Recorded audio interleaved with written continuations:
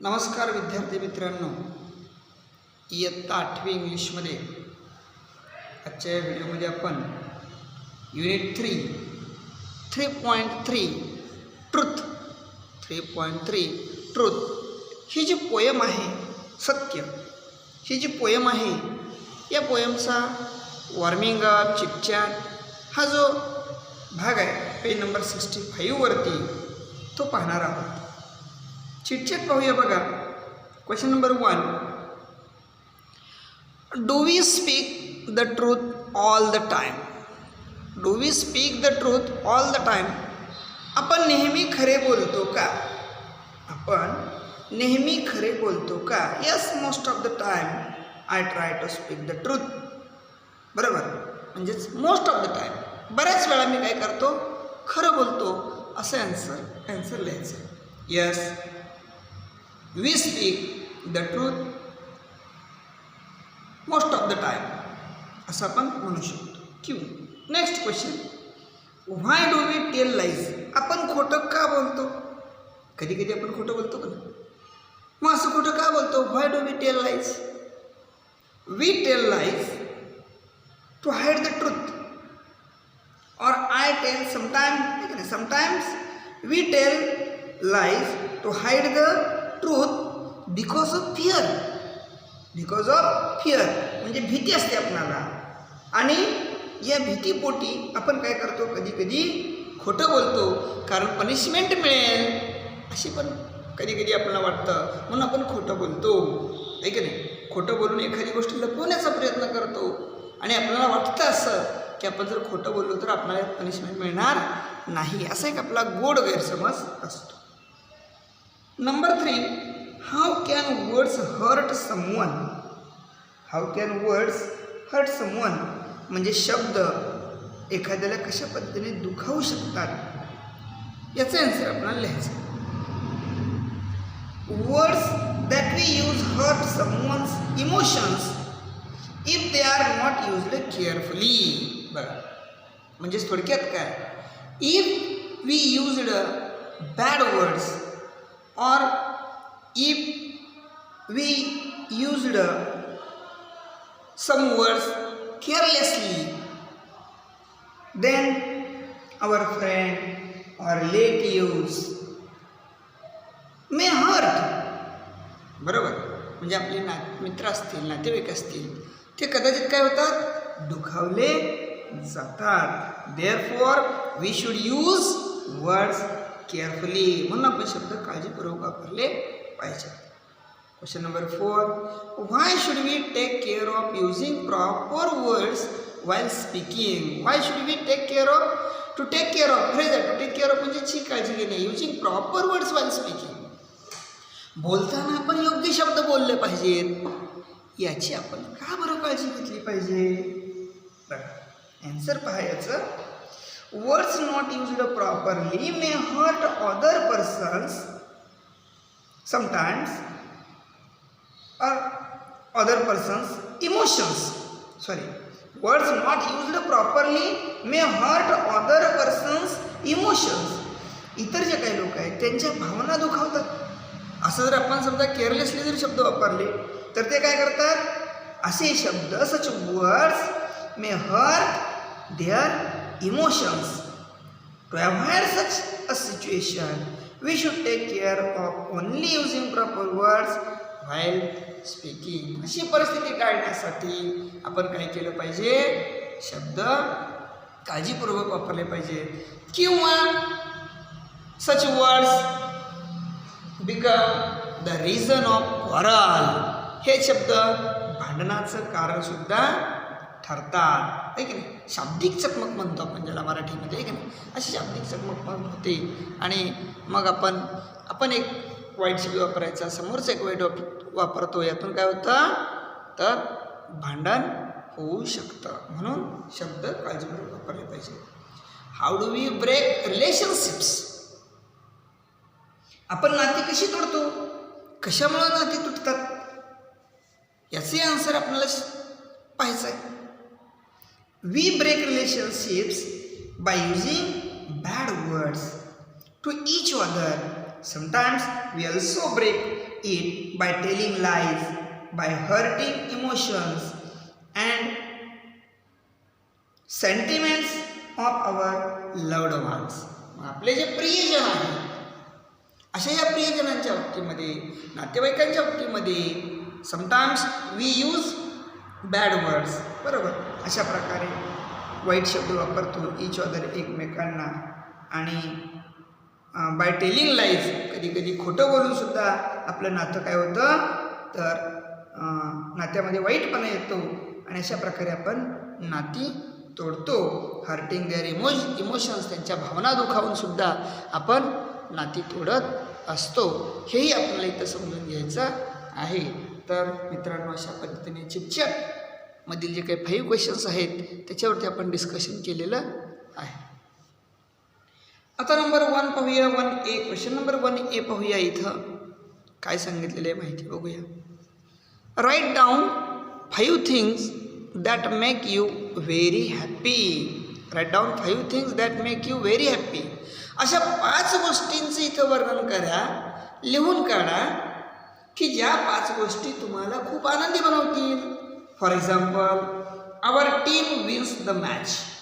आपला जो संघ आहे तो संघ जर सामना समजा तो त्याने जिंकला किंवा जिंकतोय असं वाटलं तर आपण आनंदी होतो.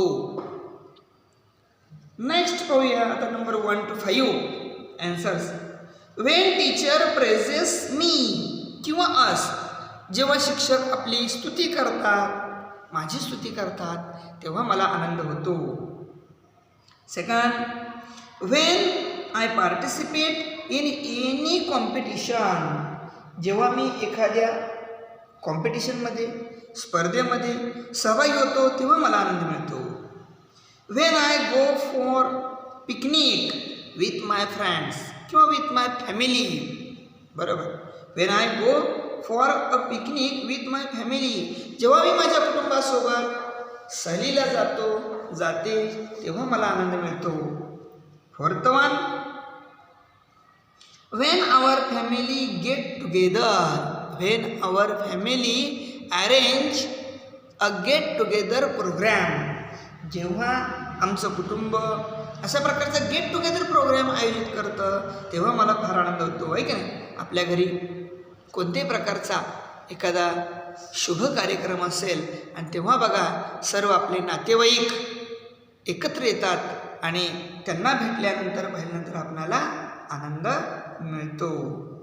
When someone gives gift. When someone gives gift. आणि मग जेव्हा कोणीतरी मला एखादी भेटवस्तू आणून देतं, वाढदिवसानिमित्त असेल, आहे की नाही. समजा तुमचा वाढदिवस आहे त्यानिमित्त जर कोणी भेटवस्तू दिली तरीसुद्धा तुम्हाला आनंद होतो. म्हणजेच हे तुम्हीच लिहायचं आहे. When someone gives me a gift. जेव्हा मला कोणीतरी एखादी भेटवस्तू देतं तेव्हा मला फार आनंद होतो. हा झाला क्वेश्चन नंबर 1A. आता B पाहूया. बघा, write down 5 things that are hard to forget because they had upset you greatly. मग अशा प्रकारच्या एक 5 गोष्टी, वस्तू लिहायच्या आहेत की तुम्हाला खूप अस्वस्थ करणाऱ्या होत्या म्हणून तुम्ही त्या विसरणे अतिशय कठीण असणाऱ्या अशा 5 गोष्टी इथं लिहायच्या आहेत. For example, my best friend quarrelled with me. My best friend quarrelled with me. माझ्या सर्वोत्कृष्ट मित्राने माझ्यासोबत भांडण केलं. किंवा माय बेस्ट फ्रेंड स्लॅप्ड मी टुडे. माझा सर्वोत्कृष्ट मित्र की ज्यानं मला आज सापट लागवली त्यामुळे सुद्धा मला दुःख झालं. And it is hard to forget. आणि हे विसरणं शक्य नाही. नंबर 1 पाहूया. बघा, my maths teacher scolded me. My maths teacher scolded me. माझे गणिताचे शिक्षक मला रागावले त्यामुळे आता माझं विसरणं शक्य नाही. नेक्स्ट, माय ग्रँडमाज डेथ. माय ग्रँडमाज डेथ. माझ्या किंवा ग्रँडमदर्स डेथ. माझ्या आजीचा मृत्यू झाला आणि ही घटनासुद्धा कशी दुःखद आहे. दुःखदायक आहे. त्यामुळं माझ्या मनाला खूप खूप दुःख झालं आणि ही घटनासुद्धा मी विसरणं शक्य नाही, अशक्य आहे. It is hard to forget. Third one, my friend insulted me. My friend insulted me at his birthday party in front of other friends. बरोबर. किंवा माय फ्रेंड इन्सल्टेड मी, माझ्या मित्रानं मैत्रिणीनं माझा अपमान केला, तेही विसरणं शक्य नाही. When I failed in the test or exam. आणि त्याचबरोबर जेव्हा मी परीक्षेमध्ये किंवा एखाद्या टेस्टमध्ये अपयशी ठरलो होतो, नापास झालो होतो, ती जी घटना आहे ती सुद्धा विसरणं शक्य नाही. त्यानंतर somewhere beating to the poor or animal. Somewhere beating to the or hitting to the poor or animal. काही लोक एखाद्या गरीब बिचाऱ्याला कोणीतरी त्याच्यावरती अन्याय करत होतं, मारत होतं, तोही प्रसंग कसा आहे न विसरण्यासारखा आहे. किंवा एखाद्या प्राण्याला बडवत होते, तोही प्रसंग न विसरण्यासारखा आहे. त्यामुळे सुद्धा माझ्या मनाला खूप दुःख झालेलं होतं. अशी घटना आपण इथं सांगू शकतो. नंबर 2, क्वेश्चन नंबर 2 पाहूया काय सांगितलं इथं. Rhyme scheme is a pattern of lines that rhyme other lines in the stanza of a poem. This pattern of rhyming words can be referred to by using letters of alphabet to indicate lines that rhyme. म्हणजेच कवितेच्या प्रत्येक ओळीतील शेवटच्या शब्दाच्या उच्चारावरून rhyme scheme यमक योजना निश्चित केली जाते आणि ही यमक योजना यमक जुळणाऱ्या ओळी दर्शवण्याकरता मुळाक्षरांतील ABC इत्यादी अक्षर लिहून दाखवली जातात. फॉर एक्झाम्पल बघा, in the first stanza of the poem the rhyme scheme is ABCB. आपण जेव्हा कविता पाहणार आहोत तेव्हा आपल्याला ही राईम स्कीम मी तुम्हाला समजावून देईन, सांगेन. कवितेच्या म्हणजे ABCB ही राईम स्कीम असते. रायमिंग वर्ड्स, रायमिंग पेअर्स वेगळे मित्रांनो आणि राईम स्कीम वेगळी. तर अशा पद्धतीने आपण पेज नंबर 65 वरती 3.3 ट्रूथ या पोएमचा जो वॉर्मिंग अप आहे तो आता आपण पाहिलेला आहे. लगेचच आपण ती पोएम पाहूया. Let's start to learn this poem. 3.3 truth. This poem is written by Barry Wade. Barry Wade यांनीही लिहिलेली कविता आहे. या कवितेच्या शेवटी तुम्हाला त्यांचं नाव सापडेल. बरोबर. आणि कशा पद्धतीनं भावना दुखवल्यानंतर म्हणजे व्यक्ती किंवा नातेवाईक असतील, फ्रेंड्स असतील, कसे रागायला जातात हे आपल्याला थोडंसं इथं शिकायला मिळणार आहे. So let start. Sticks and stones may break my bones, but words can also hurt me. Stones and sticks break only skin, while words are ghosts that haunt me. Here are 3 stanzas in this poem. मित्रांनो, या कवितेमध्ये 3 कडवी आहेत. पहिल्या कवितेमध्ये काय काय माहिती ती पाहूया आपण. पहिल्या कवितेचं रीडिंग झालेलं आहे. तर कवी काय म्हणतात इथं, Barry Wade, sticks and stones may break my bones. काठ्या असतील, दगड असतील. जर दगडकाठ्यांचा मार खाल्ला समजा मी, तर त्यामुळं काय घडतं, माझी हाडं मोडली जातात. ब्रेक माय बोन्स, माझी हाडे मोडतील. माझ्या अंगावरती कोणीतरी काठी मारली तर त्यामुळं काय घडेल, माझ्या शरीरातील हाड एखादं मोडेल. दगड मारला तर हाड मोडेल. But words can also hurt me. पण शब्दसुद्धा काय करतात, मला दुखावतात, माझी भावना दुखावतात, मन दुखावतात.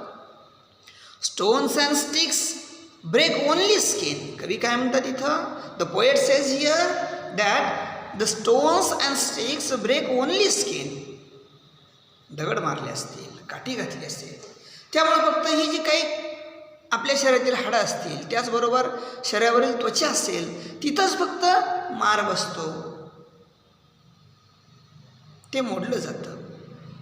While words are ghost that haunt me. पण त्याच वेळेस जर समजा माझ्या बाबतीत जर कोणी अपशब्द वापरले असतील, मला कोणी शब्दांनी दुखावलं असेल, तर ते माझ्यासाठी घोस्ट आहेत. घोस्ट म्हणजे भूत, माहिती आहे. अँड दॅट हॉन्ट मी, आणि ते मला झपाटून टाकतात. जर अपशब्द माझ्यासाठी कोणी वापरले असतील तर ते काय होतं, ते शब्द माझ्या मनाला लागतात आणि त्यामुळं मी झपाटून जातो. ज्याप्रमाणे एखादं भूत मला झपाटतं, त्याचप्रमाणे हे असे अपशब्द जे आहेत ते शब्दसुद्धा मला झपाटून टाकतात, असं इथं कवी म्हणतात. Slant and curved, the fall words to pierce and stick inside me. Bats and bricks may ache through bones, but words can mortify me. That's the second one stanza. दुसरा कडवा पाहूया. दुसऱ्या कडव्यामध्ये कवी काय म्हणतात बघा. Slant and curved, the fall words. तिरकट शब्द असतात, तिरकस. असं काही माणसं बघा तिरकस बोलतात, नेहमी सरळ बोलत नाही, तिरकस बोलतात. असे हे स्लॅन्ट वर्ड्स असतात. कर्वड, वक्राकार म्हणजे वाकडं तिकडे बोलायचं, मुद्दाम आडव्यात शिरायचं, असे वाकडं तिकडे शब्द असतात. Fall words. आणि हे कसे असतात, तलवारीसारखे शब्द असतात. ते तलवारीचा ज्याप्रमाणे आघात होतो, स्वर्ण म्हणजे तलवार आपल्या शरीरावरती, त्याप्रमाणे शब्दांचा सुद्धा आघात होतो. असे तिरखट म्हणजे तिरकस वगैरे बोललेले शब्द. To pierce and stick inside me, आणि हे शब्द काय होतात, सरळ आर पार भेदून माझ्या आतमध्ये जातात, म्हणजे मनाला लागतात. To pierce and stick inside me, आतमध्ये जातात आणि मनामध्ये, मनपटलावरती घर करून बसतात, घट्ट चिटकून बसतात. Bats and bricks may ache through bones, but words can mortify. मग अशा प्रकारचे काही शस्त्र असतील, बॅट्स अँड ब्रिक्स शस्त्र असतील.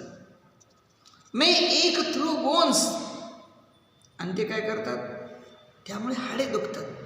काही शब्दात तुमच्या बाबतीत कोणी शस्त्राचा आघात केला असेल किंवा आपल्या बाबतीत कोणी शस्त्राचा आघात केला असेल, त्यामुळे आपण दुखावलं जातो, म्हणजेच आपली हाडे दुखतात, आपलं शरीर दुखतं. बट वर्ड्स कॅन मॉर्टिफाय मी, परंतु हे जे काही शब्द आहेत ते शब्द काय करतात, तर माझ्या भावना दुखावतात. मॉर्टिफाय म्हणजेच make one feel ashamed and embarrass, आणि यातून काय होतं, माझ्या भावना दुखावल्या जातात. शब्दांचा आघात संत तुकारामाने सांगितलेलं आहे. शब्द हे शस्त्र आहे. शब्द हे कसं आहे, शस्त्र आहे. आणि मग त्यामुळे आपण ते जपून वापरलं पाहिजे. मग कवी तसंच सांगतात आपल्याला, बॅरी वेट काय सांगतात आपल्याला या कवितेच्या माध्यमातून, शब्द हे शस्त्र आहे, तेच आपल्याला सूचित करतात. बट वर्ड्स कॅन मॉर्टिफाय मी, पण असे जर काही समजा अपशब्द, वाईट शब्द वापरले असतील तर त्यामुळे माझ्या भावना दुखावतात, असं कवी सेकंड वन स्टँजामध्ये आपल्याला सांगतात. Let's see third one stanza. तिसरा कडवा पाहूया. Pain from words has left its scar on mind and hurt that is tender. Cuts and bruises now have healed its words that I remember. Last one stanza, third one stanza मध्ये काय सांगतात कवी, pain from words has left its scar. मग शब्दामुळे झालेल्या ज्या जखमा असतात, त्या जखमा, त्याचे व्रण आमच्या अंगावरती म्हणजेच आमच्या मनावरती सोडून जातात. ऑन माइंड म्हणजेच मनावरती सोडून जातात. अँड हर्ट, अंतःकरणामध्ये भावना दुखवल्यामुळे अंतःकरणामध्ये जे शब्द काही लागलेले असतात आणि ते शब्दचे वन जसे तसे राहिलेले असतात. Because that is tender, our mind or hurt is tender. आपलं जे मन असतं किंवा आपलं हृदय असतं ते हळवं असतं, नाजूक असतं. Cuts and bruises now have healed, पण आत्तापर्यंत ज्या लोकांनी माझ्या बाबतीमध्ये समजा कोणी आघात केला असेल, कोणी काठी मारली असेल, कोणी दगड मारला असेल, त्याचे जे काही माझ्या अंगावरती कट्स होते, काही जखमा होत्या, त्या सर्व आता हील म्हणजे बऱ्या झालेल्या आहेत. It's a words that I remember. मात्र जे शब्द आहेत ते शब्द मला आजही आठवतात. म्हणजे थोडक्यात काय, शब्दामुळे ज्या भावना दुखावल्या जातात अशा ज्या भावना आहेत त्या भावना कायमस्वरूपी दुखावल्या जातात, म्हणून शब्द आपण थोडेसे जपून वापरले पाहिजेत. हे इथं आपणाला कवींनी शिकवलेलं आहे या कवितेच्या माध्यमातून. लक्षात आलं का मित्रांनो? अशा पद्धतीने आपण 3.3 ट्रुथ नावाची जी पोएम आहे ती शिकलेलो आहे. बघा, वर्ड्स हा शब्द कसा लिहिलेला आहे, निवडुंगाला ज्याप्रमाणे काटे असतात त्याप्रमाणे हे शब्दसुद्धा तशा निवडुंगाच्या वनस्पतीप्रमाणे इथं आपल्याला दाखवलेले आहेत. आणि मग काटे आहेत या शब्दांना हे विसरू नका. जसं आपण गोड बोलून सुद्धा शब्द म्हणजे आपण जर प्रेमाने जग जिंकता येतं असं म्हटल्याप्रमाणे इथं आपण चांगले शब्द वापरले आपल्याला चांगला प्रतिसाद मिळतो. आपण जर अपशब्द वापरले, वाईट शब्द वापरले तर आपल्यावरती समोरची व्यक्ती नाराज होते. म्हणजेच आपले मित्र, नातेवाईक, सर्व परिसर आपण काय करतो, तोडतो. हे लक्षात ठेवायचं. लक्षात राहील? ठीक आहे. तर मित्रांनो, आता आपण होमवर्ककडे वळूया. होमवर्कमध्ये तुम्ही काय करायचं आहे बघा, इथं पेज नंबर 65वरती येऊया आपण. या पेज नंबर 65वरती वॉर्मिंग अपमधील जे चिटचॅटचे क्वेश्चन्स आहेत हे चिटचॅटचे क्वेश्चन्स तुमच्या वहीमध्ये तुम्ही सोडवा. बरोबर. दुसरा प्रश्न राईम स्कीमचा सोडून. राईम स्कीमचं काय, इथं लिखाणाची काही आवश्यकता नाही, फक्त चिटचॅट आणि क्वेश्चन नंबर 1A आणि B हा तुमच्या वहीमध्ये सोडवा. त्यानंतर मित्रांनो, ट्रुथ ही जी कविता आहे या कवितेचे शब्दार्थ, त्याचा फोटो मी तुम्हाला पाठवतो. ते शब्दार्थ तुमच्या वहीमध्ये 2 वेळा लिहा. त्याखाली पालकांची सही घ्या. लिहिलेले शब्द पाठांतर करा.